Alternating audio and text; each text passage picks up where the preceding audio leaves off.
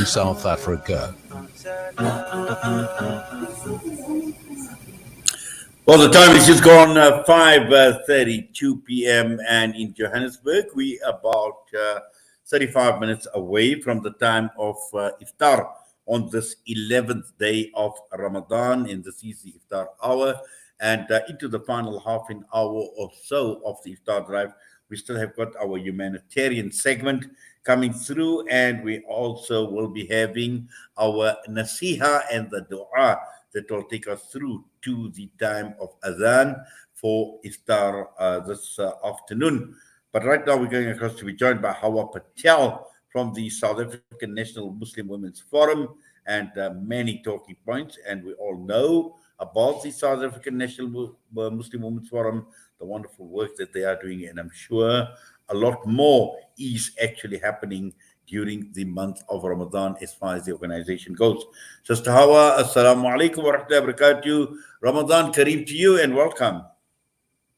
Wa alaikum assalam, Brother Ignatius. Ramadan Kareem to you and the listeners. Jazakallah for having us on this day.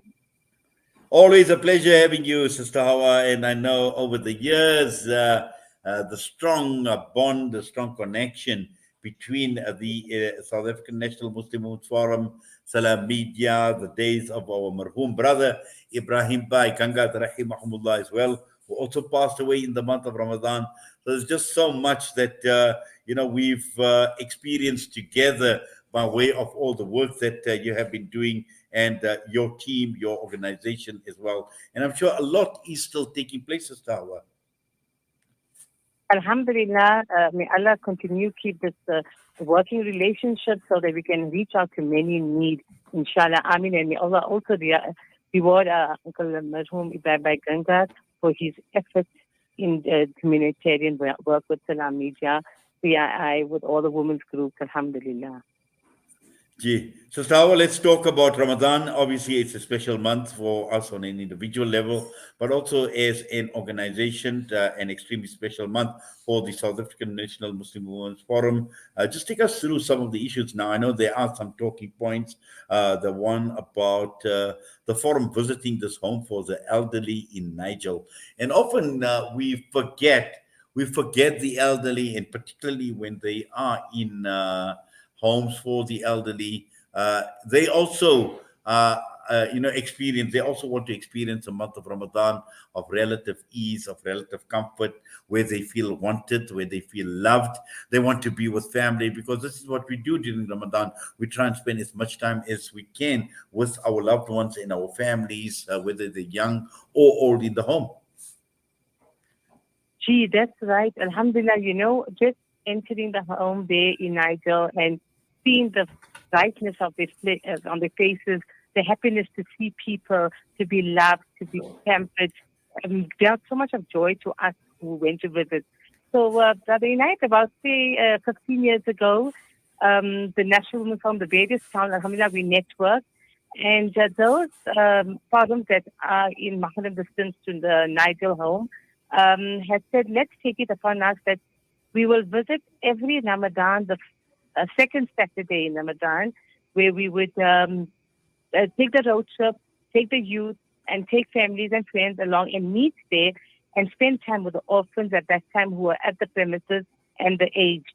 And it is so exciting that all the other towns who could not make it would contribute towards the gifts and everything that we would purchase way in advance before we would go on this trip. And at that point, Uncle Bhai and Auntie Farida were running the orphanage. And may Allah grant that Uncle Bhai high status in Jannah. He passed away during COVID, and Abba Farida has joined her family in Benoni.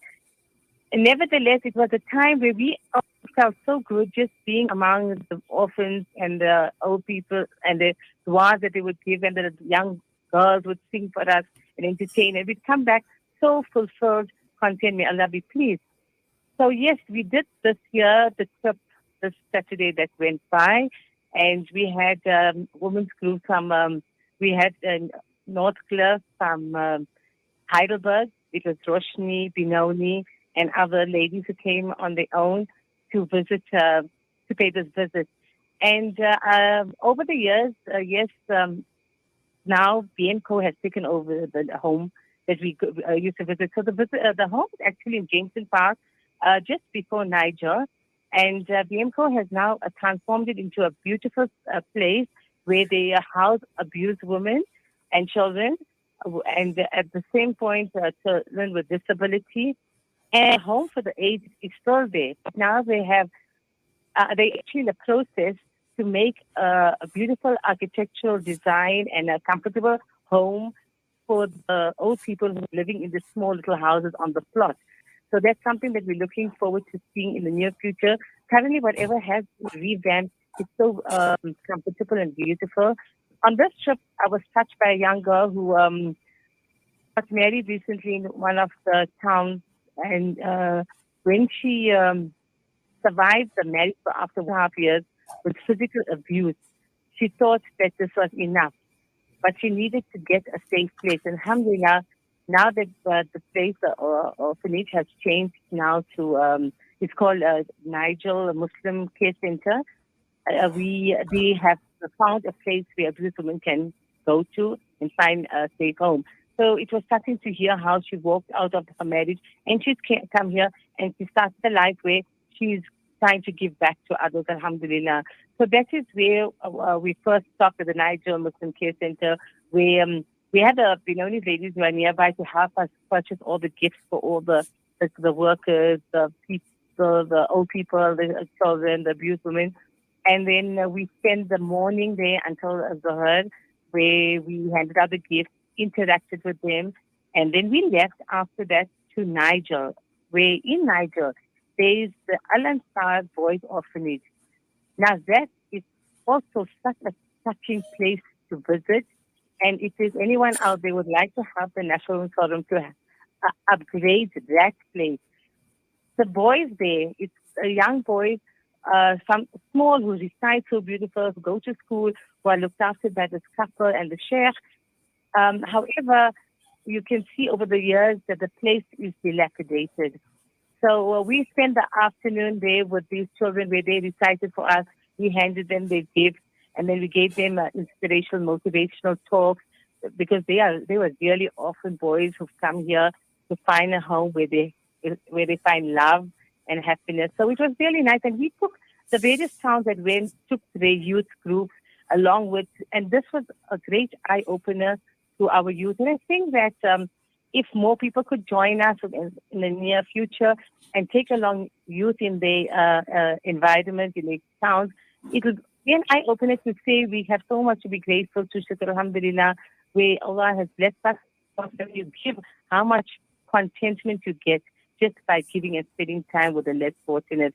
So, that was our beautiful Saturday trip where we also got to meet all the foreign ladies who were there and share the time with those who less fortunate company, alhamdulillah. Well, alhamdulillah, in fact, wonderful, and just very, very encouraging in terms of what you have just been saying, Sister Hawa. And I'm sure that the orphans and also the elderly, they must have appreciated this visit a lot, alhamdulillah. It just shows that somebody cares and somebody loves them, and that is all that they're asking for. But also taking a look at some of the other projects that you are running. We are led to believe that you are running a feeding scheme in Palestine as well, and also looking at Ramadan itself, the hamper drive. So alhamdulillah, we are busy currently with the Ramadan Al-Khair campaign, and that is with an organization in Palestine called Darul Quran Al-Karam wa Sunnah. Alhamdulillah, we work with them Bakri time as well and throughout the year. And also we work with Dr. Saeed from Gaza with the educational project where he's at the university, and then we have to sponsor learners at the university. So for this Ramadan, alhamdulillah, this Ramadan Al-Khair project or campaign is so beautiful because we are here. But the least we can do is, we know that there are people out there, the organization, that ensures that people are opening iftar with beautiful iftar meals. At the same time, we cater for food packages, e-clothes, zakah, and sadaqah are collected for various families. And at the same time, anyone wishing to give, there's lillah, sadaqah. This helps towards the e-clothes. Now, we should be passionate about Al-Aqsa, and the least, if we cannot go there, is we tell the various towns, is let's do this little project.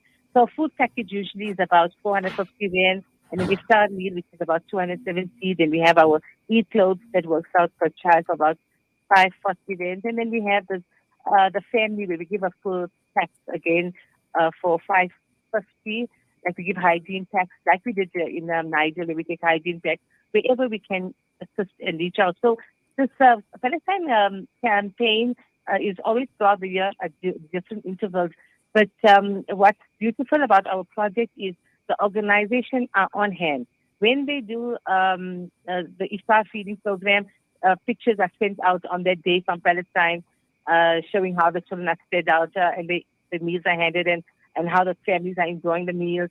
So this brings joy that those of us who could not make it could at least contribute towards somebody's iftar in Palestine. And then our local drives, alhamdulillah, we work on some of the projects together at national level, but all the various towns are doing amazing work in their various towns, from hamper packing, food distribution, iftar feeding programs in the surrounding areas, the townships. And I can't express to you that, alhamdulillah, firstly, I'm so, I thank Allah Ta'ala for letting me be among such amazing people countrywide, including KZN, Cape Town, and Gauteng, where they spend their free time in the path of Allah, especially in the month of Ramadan when your energies are low, where they are doing, like you said, hamper packing and distributions. So at the moment, various towns are arranging feeding schemes, or they are either in their areas preparing a hamper pack for various groups. So what I like about the networking in the National Forum is someone from, let's say, Victoria comes to Roshni for a hamper pack, we were able to contact the chairperson and then ask, have you assisted this cake? If you haven't, we refer, so we avoid a lot of duplication. And that's a beautiful part of the sisterhood of South African National Muslim Women's Forum.